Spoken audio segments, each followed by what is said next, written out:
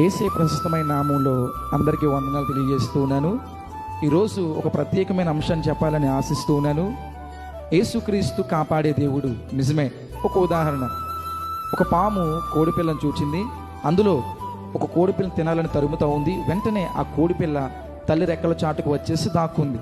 అయితే పాము కూడా తల్లి కోడి దగ్గరికి వచ్చింది. తన రెక్కల చాటును దాక్కున్న ఆ కోడిపిల్లని కాటు వేస్తూ ఉంది. అయితే తల్లి కోడి అటు ఇటు జరుగుతూ తన కోడిపిల్లని కాపాడుకుంటూ ఉంది. అయితే పాముకి కోపం ఎక్కువైపోయి తల్లి కోడిని కాటు వేసేసింది. అయితే తల్లి కోడిలోనికి విషం చేరిపోయి వెంటనే చచ్చిపోయింది. ఆ తల్లి కోడి గట్టిగా అరిచింది. ఆ చుట్టూ ఉన్న ప్రజలందరూ వచ్చి ఆ పాముని చంపేశారు. ఇక్కడ మనం గమనించాల్సిన విషయం, తల్లి కోడి తన ప్రాణాన్ని త్యాగం చేసేసింది తన పిల్ల కోసం.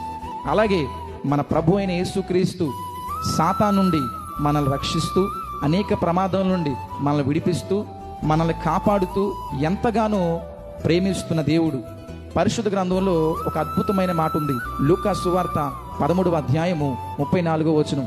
కోడి తన పిల్లలను ఎలాగూ తన రెక్కల క్రిందకు చేర్చుకును, మన ప్రభు అయిన యేసయ్య కూడా అలాగే మనల్ని తన రెక్కల క్రింద దాచుకుంటూ, కాపాడుకుంటూ, భద్రపరుస్తూ, పోషింప చేస్తూ ఉన్నాడు.